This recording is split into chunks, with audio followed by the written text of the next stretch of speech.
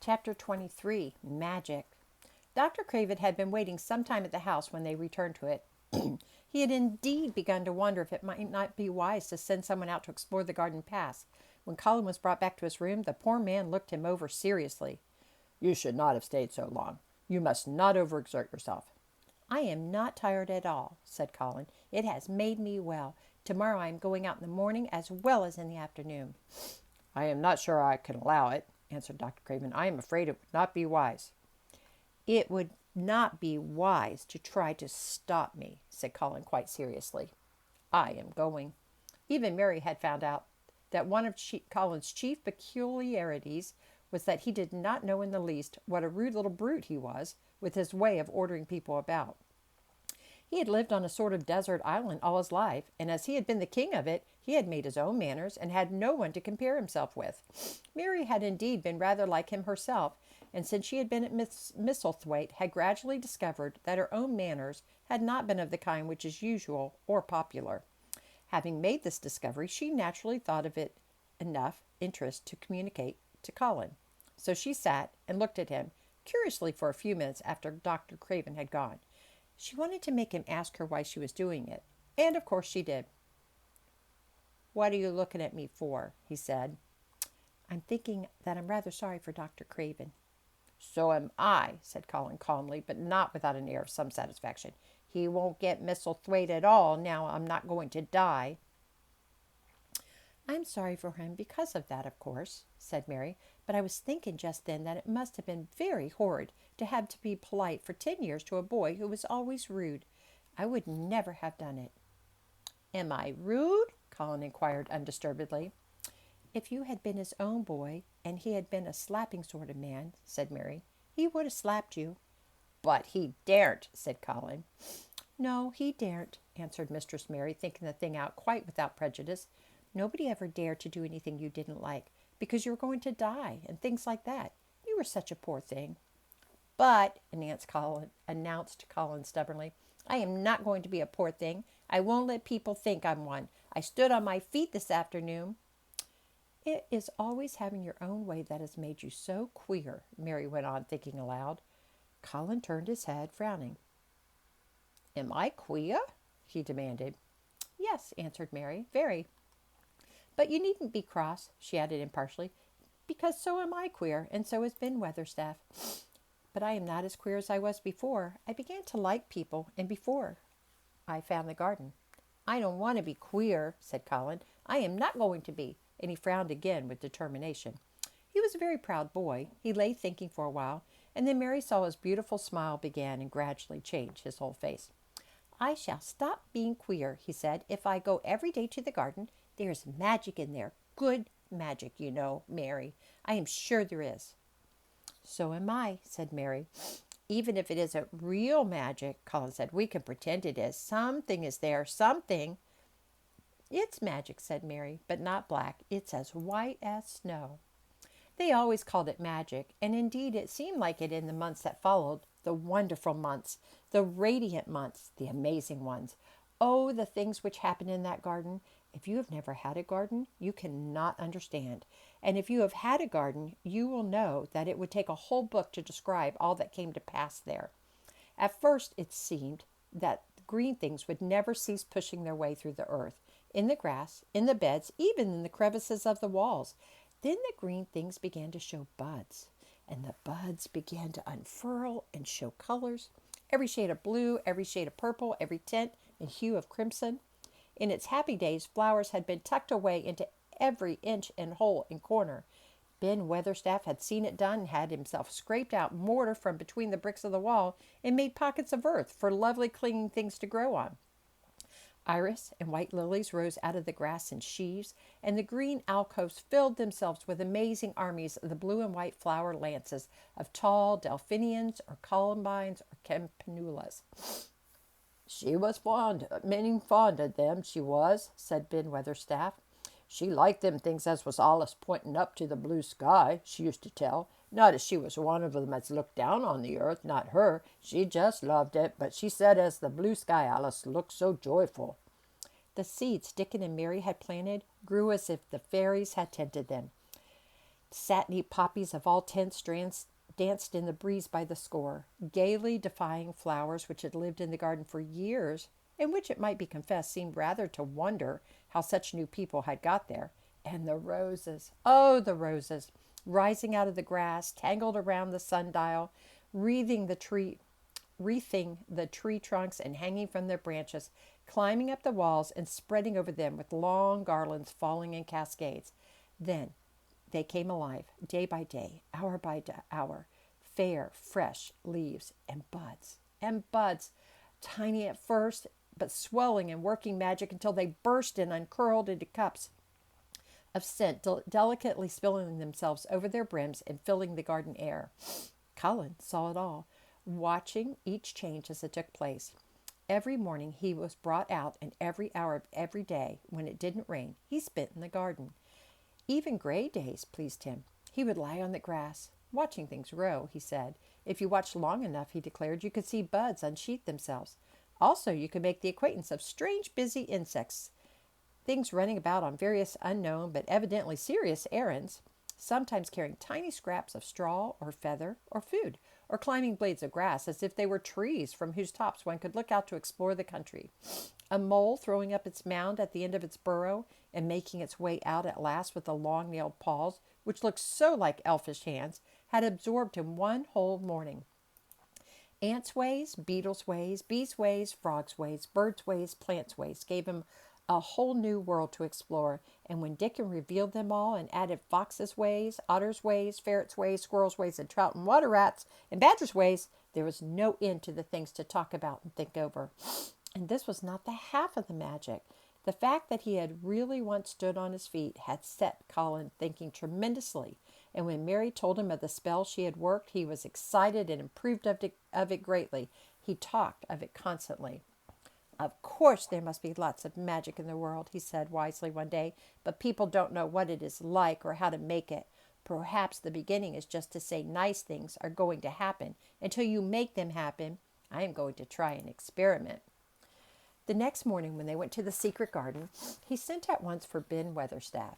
Ben came as quickly as he could and found the Rajah standing on his feet under a tree and looking very grand, but also very beautifully smiling. Good morning, Mr. Ben Weatherstaff, he said. I want you and Dickon and Miss Mary to stand in a row and listen to me, because I am going to tell you something very important. Aye, aye, sir, answered Ben Weatherstaff, touching his forehead. One of the long-concealed charms of Ben Weatherstaff was that in his boyhood he had once run away to the sea and had made voyages, so he could reply like a sailor. I am going to try a scientific experiment, explained the Rajah. When I grow up, I am going to make great scientific discoveries, and I am going to begin now with this experiment. Aye, aye, sir, said Ben Weatherstaff promptly, though this was the first time he had heard of great scientific discoveries. It was the first time Mary had heard of them either, but even at this stage she had begun to realize that, queer as he was, Colin had read about a great many singular things and was somehow a very convincing sort of boy. When he held up his head and fixed his strange eyes on you, it seemed as if you believed him, almost in spite of yourself, though he was only 10 years old, going on 11. At this moment he was especially convincing because he suddenly felt the fascination of actually making a sort of speech like a grown-up person. The great scientific discoveries I am going to make, he went on, will be about magic. Magic is a great thing, and scarcely anyone knows anything about it, except for a few people in old books, and Mary a little, because she was born in India, where there are fakirs. Fakirs? Fakars. I believe Dickon knows some magic, but perhaps he doesn't know he knows it. He charms animals and peoples. I would never have let him come to see me if he had not been an animal charmer, which is a boy charmer too, because a boy is an animal. I am sure there is magic in everything, only we have not sense enough to get hold of it and make it do things for us, like electricity and horses and steam. This sounded so imposing that Ben Weatherstaff became quite excited and really could not keep still. Aye, aye, sir, he said, and he began to stand up quite straight. When Mary found this garden, it looked quite dead, the orator proceeded. Then something began pushing things up out of the soil and making things out of nothing. One day things weren't there, and another they were. I have never watched things before, and it made me feel very curious. Scientific people are always curious, and I am going to be scientific. I keep saying to myself, what is it? What is it? It's something. It can't be nothing. I don't know its name, so I call it magic. I have never seen the sunrise, but Mary and Dickon have, and from what they tell me, I am sure that is magic too. Something pushes it up and draws it. Sometimes since I've been in the garden, I've looked up through the trees at the sky, and I have a strange feeling of being happy, as if something were pushing and drawing in my chest and making me breathe fast. Magic is always pushing and drawing and making things out of nothing. Everything is made out of magic. Leaves and trees, flowers and birds, badgers and foxes and squirrels and people. So it must be all around us, in this garden and all the places. The magic in this garden has made me stand up, and now I am going to live to be a man. I am going to make the scientific experiment of trying to get some and put it in myself and make it push and draw me and make me strong. I don't know how to do it, but I think that if you keep thinking about it and calling it, perhaps it will come. Perhaps that is the first baby way to get it. When I was going to try to stand that first time, Mary kept saying to herself as fast as she could, "You can do it, you can do it." And I did. I had to try myself at the same time, of course, but her magic helped me, and so did Dickens. Every morning and evening, and as often in the daytime as I can remember, I am going to say, "Magic is in me, magic is making me well." I am going to be as strong as Dickon, and you must all do it too. This is my experiment. Will you help me, Ben Weatherstaff? Aye, aye, sir, said Ben Weatherstaff. Aye, aye.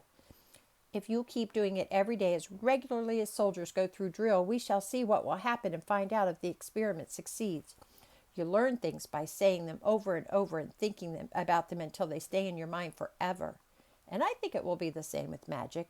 If you keep calling it to come to you and help you, it will get to be part of you and it will stay and do things. I once heard an officer in India tell my mother that there were fakirs who said words over and over, thousands of times, said Mary. I heard Jim Fettlewolf's wife say the same thing over thousands of times, calling Jim a drunken brute, said Ben Weatherstaff dryly. Some had allus come of that. Sure enough, he gave her a good hiding and went into the Blue Lion and got as drunk as a lord. Colin drew his brows together and thought a few minutes. Then he cheered up. Well, he said, you see, something did come of it. She used the wrong magic until she made him beat her. If she'd used the right magic and had something nice, perhaps he wouldn't have got as drunk as a lord, and perhaps he might have bought her a new bonnet. Ben Weatherstaff chuckled, and there was shrewd admiration in his little old eyes. Thou'rt a clever lad, as well as a straight-legged one, Meester Colin. Next time I see Bess Fettleworth, I'll give her a bit of a hint of what magic will do for her. She'd be rare and pleased if the scientific experiment worked, and so would Jim. Dickon had stood listening to the lecture, his round eyes shining with curious delight. Nut and Shell were on his shoulders, and he held a long-eared white rabbit in his arm and stroked it softly, while it laid its ears along its back and enjoyed itself. Do you think the experiment will work? Colin asked him, wondering what he was thinking. He so often wondered what Dickon was thinking when he saw him looking at him or at one of his creatures with his happy white smile. He smiled now, and his smile was wider than usual. Aye, he answered, that'll do. It'll work same as the seeds do when the sun shines on 'em. It'll work for sure. Shall us begin it now? Colin was delighted, and so was Mary, fired by recollections of fakirs and devotees and illustrations. Colin suggested that they should all sit cross-legged under the tree, which made a canopy. It will be like sitting in a sort of a temple, said Colin. I'm rather tired, and I want to sit down. Eh, said Dickon, they mustn't begin by saying that thou'rt tired. They might spoil the magic. Colin turned and looked at him, into his innocent round eyes. That's true, he said slowly. I must only think of the magic. It all seemed most majestic and mysterious when they sat down in their circle. Ben Weatherstaff felt as if he had somehow been led into appearing at a prayer meeting. Ordinarily, he was very fixed in being what he called again prayer meetings, but this being the Rajah's affair, he did not resent it, and was indeed inclined to be gratified at being called upon to assist. Mistress Mary felt solemnly enraptured. Dickon held his rabbit in his arm, and perhaps he made some charmer's signal no one heard, for when he sat down cross-legged like the rest, The crow, the fox, the squirrels, the lamb slowly drew near and made part of the circle, settling each into a place of rest as if their own desire. The creatures have come, said Colin gravely. They want to help us. Colin really looked quite beautiful, Mary thought. He held his head high as if he felt like a sort of priest, and his strange eyes had a wonderful look in them.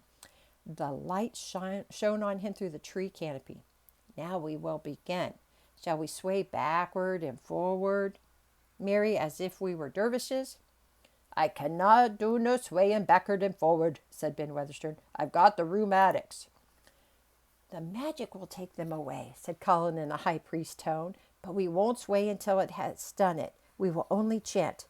I cannot do chanting, said Ben Weatherstaff a trifle testily. They turned me out of the church choir the only time I ever tried it. No one smiled.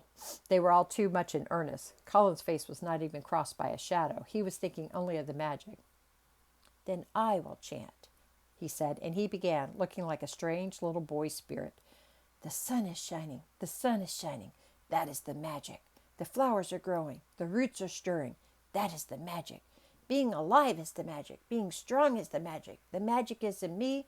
The magic is in me. It is in me. It is in me. It's in every one of us. It's in Ben Weatherstaff's back. Magic, magic, come and help. He said it a great many times, not 1,000 times, but quite a goodly number. Mary listened entranced. She felt as if it were at once queer and beautiful, and she wanted him to go on and on.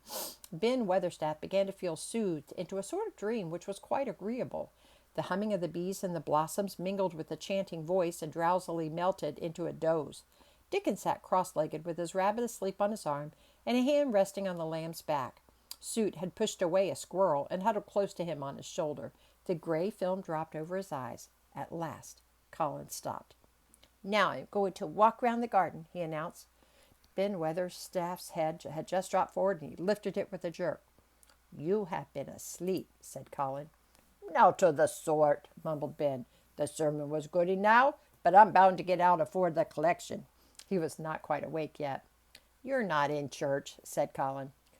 Not me, said Ben, straightening himself. Who said I were? I had every bit of it. You said the magic was in my back. The doctor calls it rheumatics. The Rajah waved his hand. That was the wrong magic, he said. You will get better. You have my permission to go to your work, but come back tomorrow. I'd like to see thee walk around the garden, grunted Ben. It was not an unfriendly grunt, but it was a grunt. In fact, being a stubborn old party and not having entire faith in magic, he had made up his mind that if he were sent away, he would climb his ladder and look over the wall, so that he might be ready to hobble back if there were any stumbling. The Rajah did not object to his staying, and so the procession was formed. It really did look like a procession. Colin was at its head, with Dickon on one side and Mary on the other.